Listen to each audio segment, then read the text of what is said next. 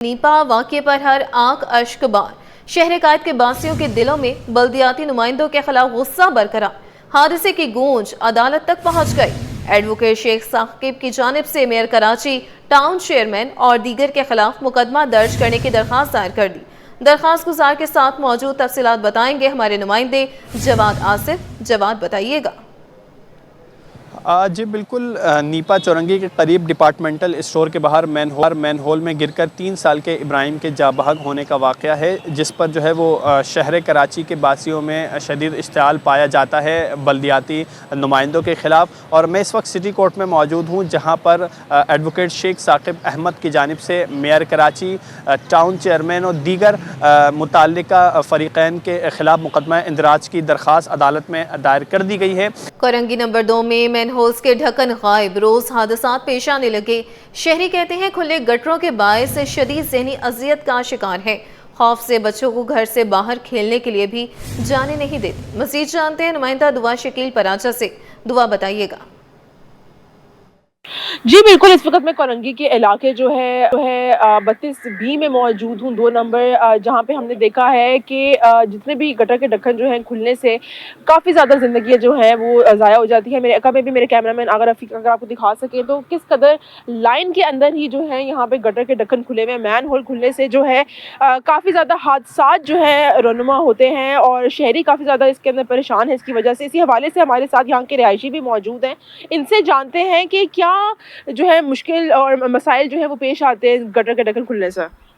देखो, यहाँ पर ये कोई देखने वाला नहीं है। ये गटर के ढक्कन बहुत यहाँ पर खुले में बच्चों के साथ गिरना हो जाता है। स्कूल बच्चे जाते हैं, बड़े परेशान रहते हैं हम लोग। पानी बाहर बहता है, यहाँ पर पानी भी बहुत भर जाता है, पानी भी आ जाता है। कोई देखने वाला इलाके में नहीं है यहाँ पर। बराए मेहरबानी इससे ये इल्तिजा की जाती है कि जो भी यहाँ का सर्विल है, जो भी यहाँ का इंचार्ज है, वो यहाँ पर आकर देखे, काम को संभाले, देखे। अब करना चाहिए, बड़े असर हो जाते हैं यहाँ पर।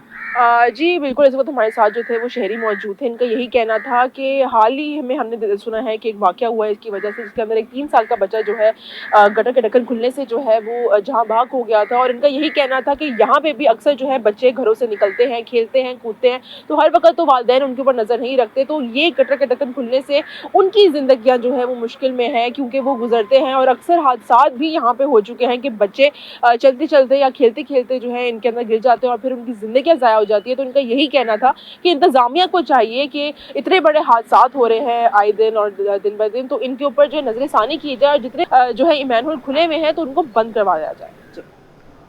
जगह जगह खुले मैनहोल शहरियों की जिंदगियों के लिए संगीन खतरात पैदा कर रहे हैं। मुतादिद हादसात के बावजूद मुतल्लिका इदारे ताहाल गटरों के ढक्कन लगाने में नाकाम दिखाई देते हैं। शहरी शदीद खौफ और बेचैनी का शिकार है। आपको बताएं कि जगह जगह खुले मैनहोल शहरियों की जिंदगियों के लिए संगीन खतरात पैदा कर रहे हैं। मुतादिद हादसात के बावजूद मुतल्लिका इदारे ताहाल गटरों के ढक्कन लगाने में नाकाम दिखाई देते हैं। हमारी नुमाइंदा अक्सा शेख इस वक्त मॉडल कॉलोनी में मौजूद है। मज़ीद तफसीलात उनसे जानते हैं। अक्सा, बताइएगा वहाँ की सूरत हाल से मुताल्लिक। हाँ जी बिल्कुल, शहर कायद में एक मसला नहीं है, मसाइल के अंबार हैं। कहीं सड़कें टूट फूट का शिकार हैं, तो कहीं पानी का बहरान है। और अब सूरत हाल ये है कि जहाँ पे गटर बनाए जा रहे हैं उनके ढक्कन नहीं रखे जा रहे। मैन होल इतने खुले में हैं कि जो कराची शहर की जो मासूम जाने हैं वो ये खा रहे हैं। इस वक्त मटके वाली पुलिया हो, कोरंगी की कोई भी ऐसी इशारा हो या मॉडल कॉलोनी हो, वहाँ पर इसी तरीके के गटर बने हुए हैं जिनको ना कवर किया गया है। बच्चे आते हैं, खेलते हैं और यहाँ पे लाइट ना हो, जो भी हो, वो गटर में गिर के उनकी जाने जाती हैं। यहाँ पे एक शहरी हमारे साथ मौजूद है, इनसे बात करूँगी। आप मुझे बताइएगा कि यहाँ पर इसको कवर नहीं किया जाता? कवर तो बहन इसको किया है और बहुत ज़्यादा किया है। हमारे इधर के यूसी चेयरमैनों ने भी इन पर ढक्कन वगैरह लगाए, सब कुछ लगाए। लेकिन कुछ लोग हमारे यहाँ ये बड़ी बड़ी गाड़ियाँ, ट्रक, ट्राले जो हैं, ये आँखें हैं इनकी, सब कुछ है, लेकिन अंधे बन जाते हैं। इसके ऊपर हम लोग अपनी मदद आपके तहत सब कुछ रखा है हमने इस पर। अच्छा, इसके अलावा और कितने हैं यहाँ पे ऐसे? आप आगे जाएं, देखें, एक गटर वो आगे बना हुआ है, वो भी ऐसी टूटा हुआ, और आगे जाएंगी तो 2-3 और मिलेंगे आपको ऐसे। यानी कि एक ही सड़क के ऊपर ऐसे कोई 3-4 गटर हैं जिनको कवर नहीं किया गया, तो हादसात भी इसी तरीके से। बिल्कुल हादसात होते हैं बेटा, बिल्कुल हादसात होंगे यहाँ पे। लेकिन दुख की बात ये है कि जब आदमी को एक चीज नजर आ रही है, चले छोटी गाड़ी वाले को नजर नहीं आती, लेकिन ये बड़े बड़े ट्रक वगैरह होते हैं, इनको सबको नजर आता है, लेकिन ये दबाते हुए अंधे बन के बिल्कुल चले जाते हैं। इसका कोई हल नहीं है हमारे पास। 10 दफा हम इस पे चीजें रखते हैं, कुर्सियां तक रख दी, इतने बड़े बड़े बांस डाल दिए। बांस तो नजर आएगा ना जो इससे इतना बाहर जा रहा है, लेकिन वो चलाते हुए बिल्कुल गाड़ी चलाएंगे और तो निकल इसका जाएंगे। क्या हल होना चाहिए? इसका कोई हल नहीं है, आप इसको प्लेन करो और बिल्कुल सेफ करवा दो, ये हल है इसका। गटर और भी हैं, आपको तमाम जगहों को मिलेंगे गटर।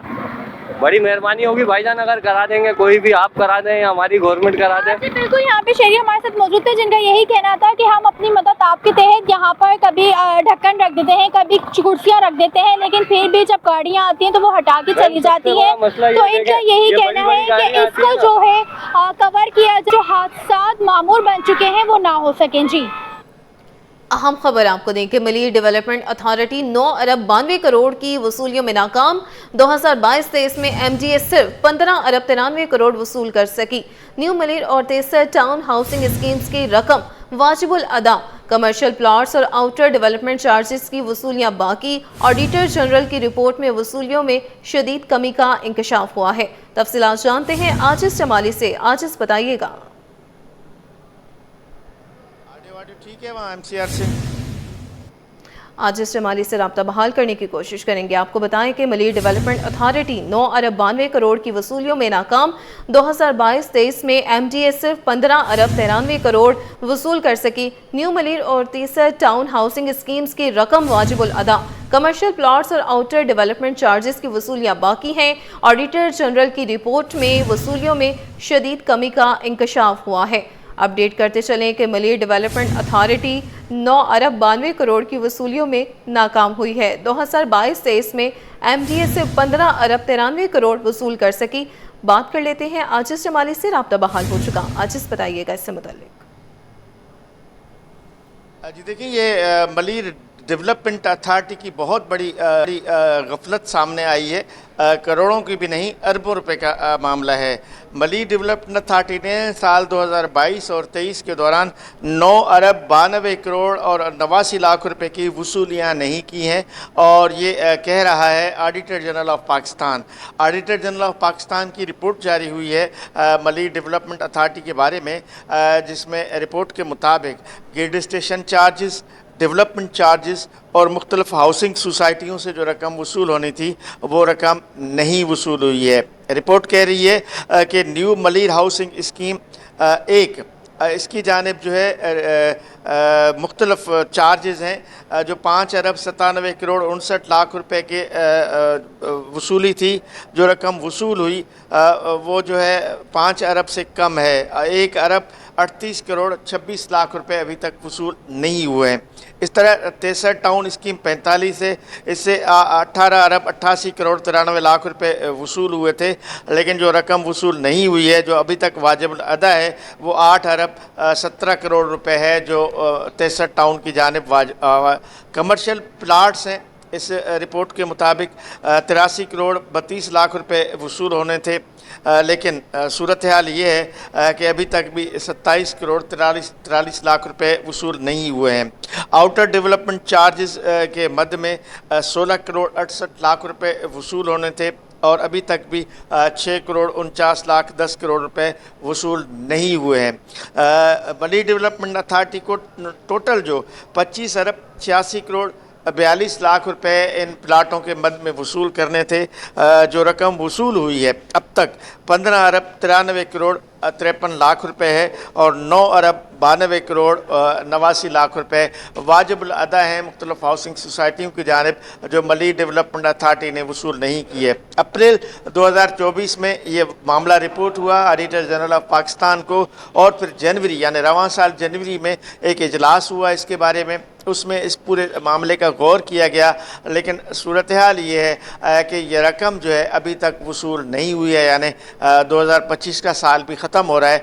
जनवरी में इस मामले पे मीटिंग हुई थी, तो मलिर डेवलपमेंट अथॉरिटी जिसकी मुख्तलिफ सोसाइटियाँ हैं जिनको उन्होंने ज़मीनें अलाट की हैं, मुख्तलिफ डेवलपमेंट चार्जेस और मुख्तलिफ चार्जेस के पैसे वसूल करने हैं, और ये रकम भी मामूली नहीं है, बहुत बड़ी रकम है जो वसूल करने में मलिर डेवलपमेंट अथॉरिटी नाकाम हो गई है। जी, मलिर डेवलपमेंट अथॉरिटी रकम वसूल करने में नाकाम हो गई है। आजिज जमाली हमें बराह रास्त अपडेट कर रहे थे, बहुत शुक्रिया।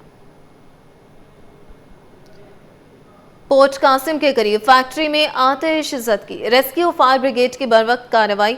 1.5 घंटे में आग पर मुकम्मल काबू पा लिया गया। कूलिंग का अमल मुकम्मल कर लिया गया है। तफसीलात के लिए बात कर लेते हैं दुरे शहवार से। दुरे शहवार, बताइएगा इससे मुताल्लिक।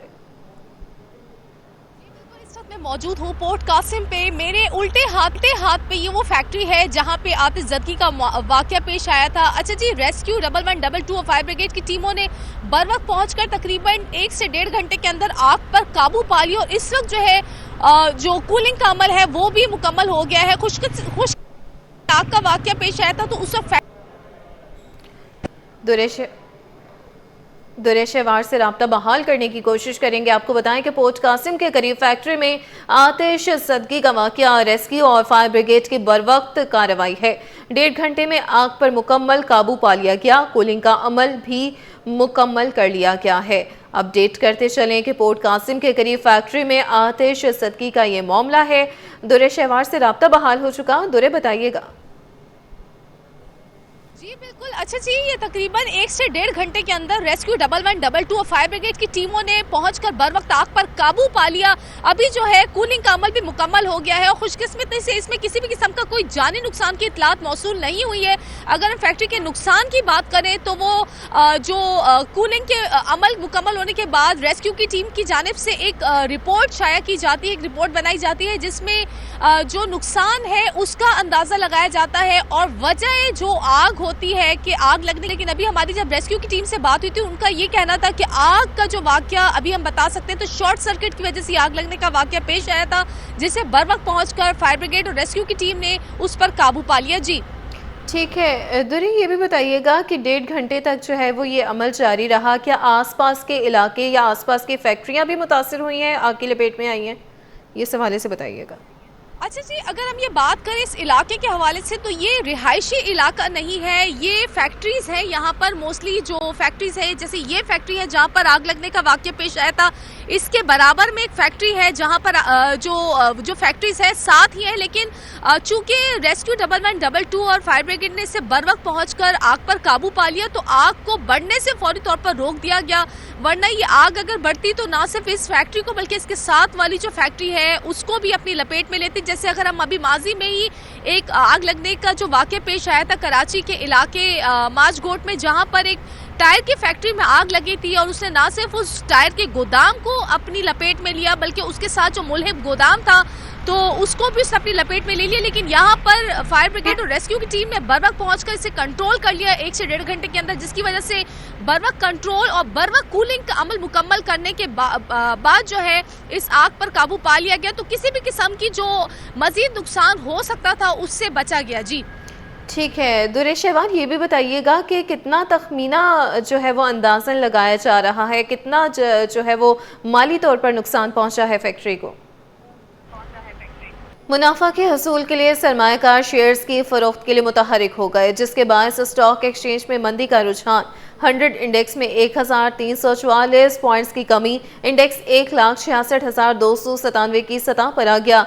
माहिर स्टॉक मार्केट अरसलान अहमद कहते हैं कि सरमायाकार शेयर्स की फरोख्त को तरजीह दे रहे हैं। मज़ीद जानते हैं हमारे नुमाइंदे बसीम इफ्तिखार से। बसीम, बताइएगा।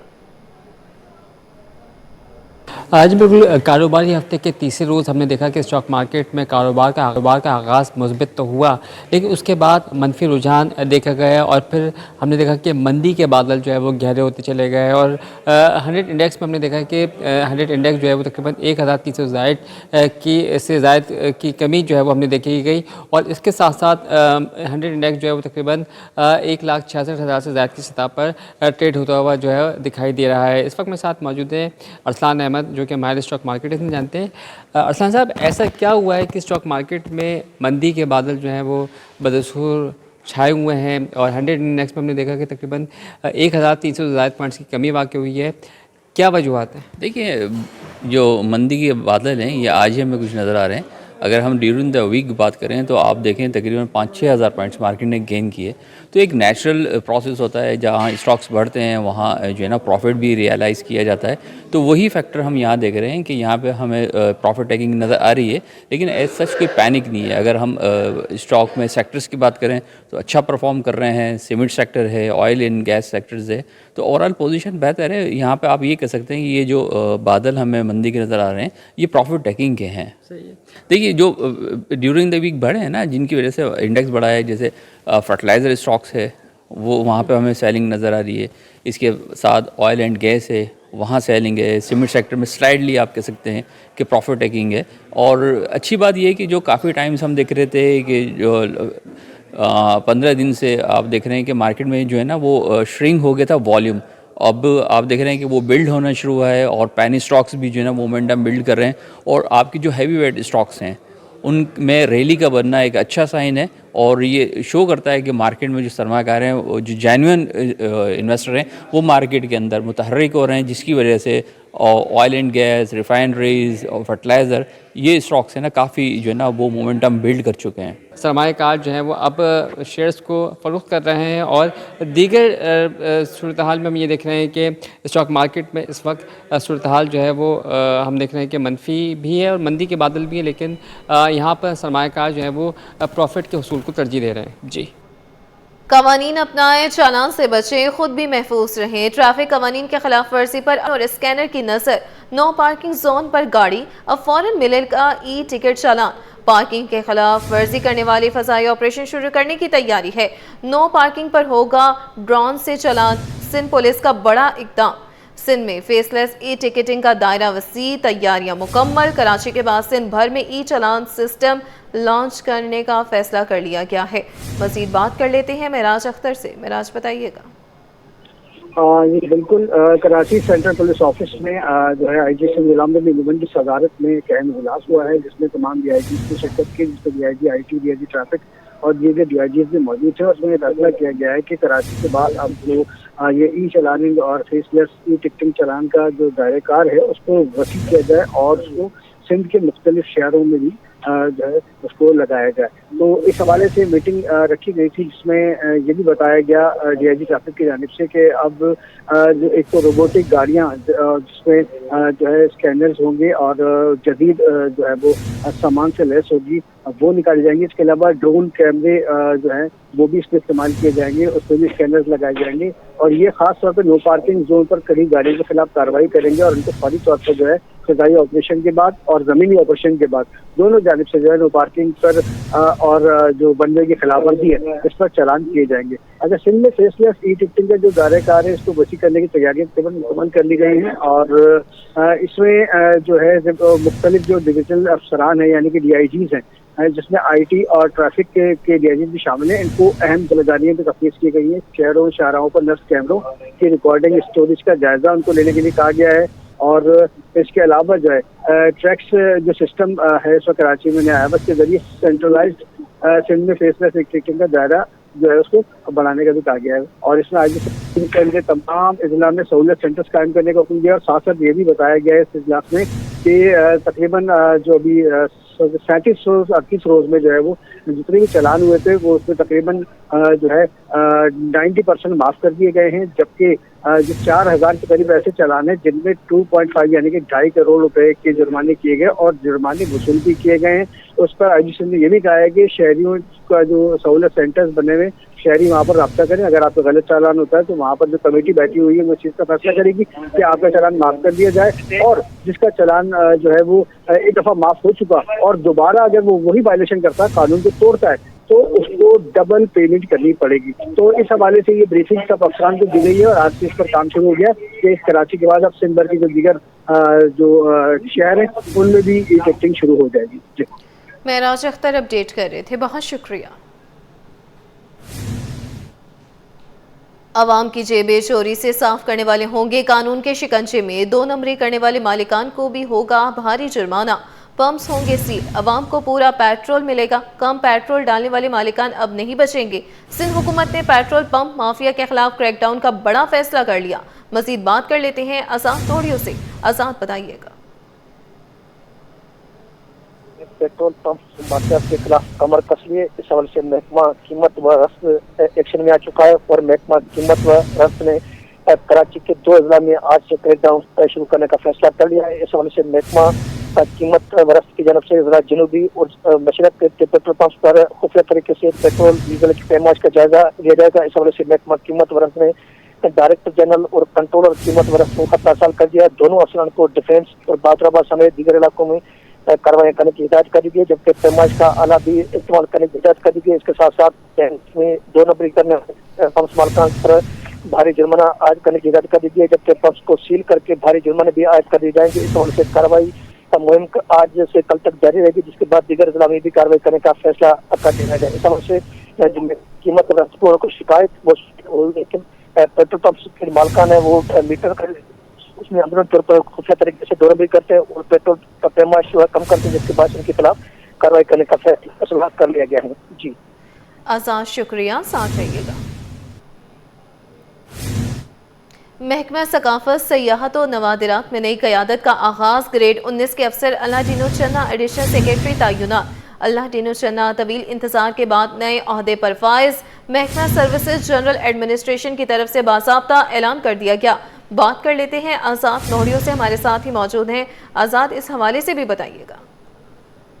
जी बिल्कुल, ये 19 ग्रेड के सीनियर तरीन अफसर हैं अल्लादीन चन्ना, जिनको एडिशनल सेक्रेटरी महकमा बराए सकाफत, सयाहत व नवादिरात दिया गया है। अल्लादीन चन्ना जो इस वक्त तकरीर थे, जिसके बाद सदर हुकूमत ने उनकी अहम मुद्दे पर तैनाती कर दी है। इसकी तैनाती का महकमा सर्विसेज जनरल एडमिनिस्ट्रेशन व कोऑर्डिनेशन ने बाकायदा तौर पर नोटिफिकेशन भी जारी कर दिया, जबकि 19 ग्रेड के अफसर यानी एडिशनल सेक्रेटरी की जो महकमा सकाफत, सयाहत, नवादिरात में जो है पोस्ट खाली थी, इसके बाद इस वजह पर अल्लादीन चन्ना को तैनात करके ये पोस्ट को पूरा कर दिया गया है। जी ठीक है, आज़ाद नोहरियो अपडेट कर रहे थे, बहुत शुक्रिया।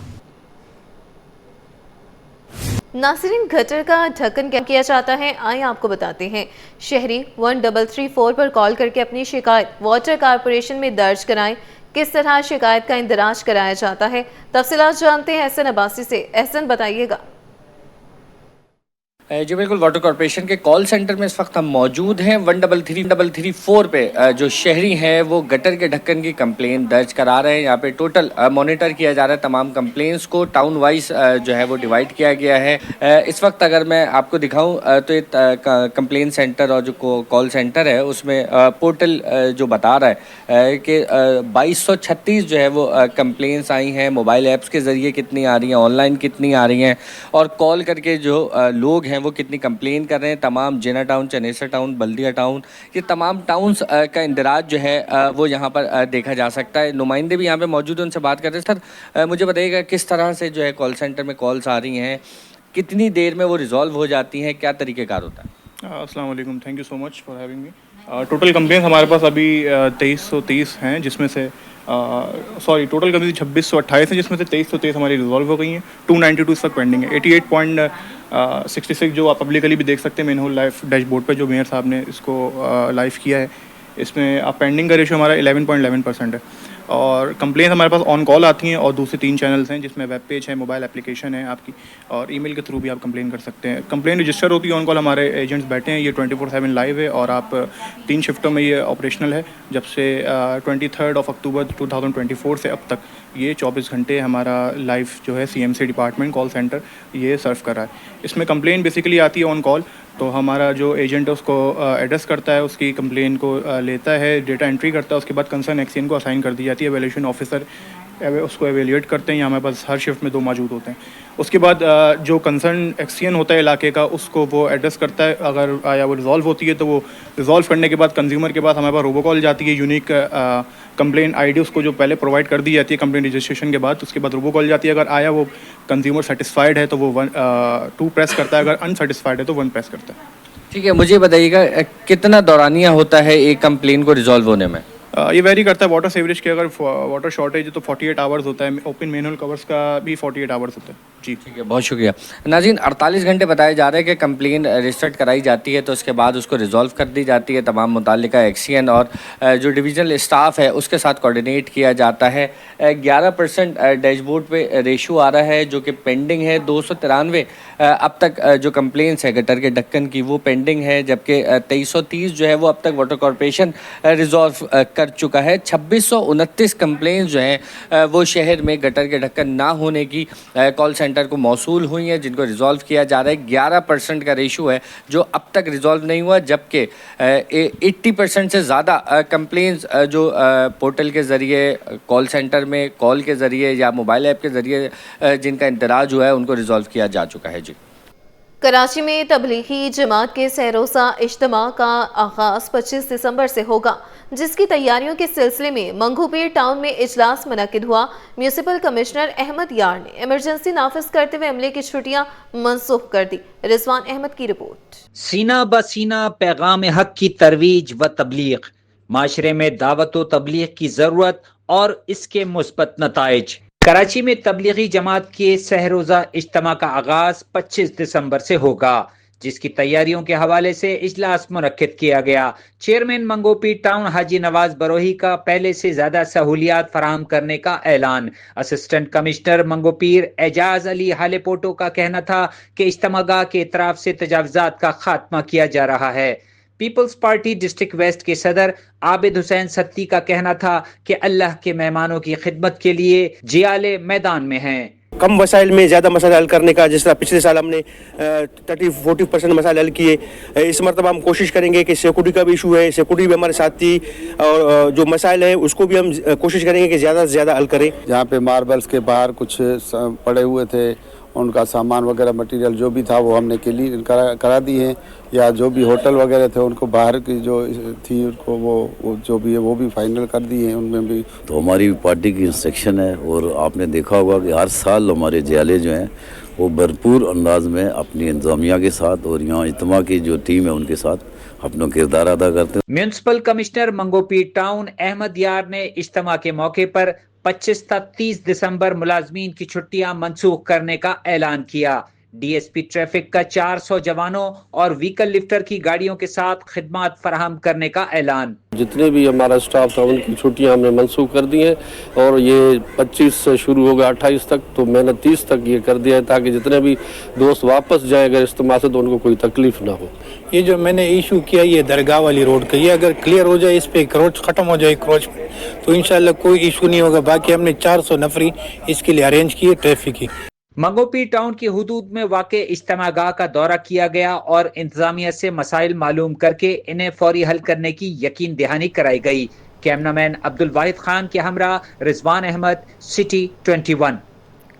सिंध में गंदम काश्तकारों के लिए बड़ी खुशखबरी, इमदादी प्रोग्राम का ऐलान। वज़ीर आला सिंध का गंदम काश्तकारों के इमदादी प्रोग्राम का जायजा इजलास। फंड्स की मुंतकिली खाते खोलने में तेजी, काश्तकारों को मिलेगी फौरी सहूलत। सिंध बैंक महकमे ज़राअत को फंड्स की मुंतकिली खाते खोलने की हिदायत है। वज़ीर आला सिंध मुराद अली शाह का ज़ाती निगरानी करने का ऐलान है। मज़ीद तफ़सीलात जानते हैं आजिज़ जमाली से। आजिज़, बताइएगा इस प्रोग्राम से मुताल्लिक़।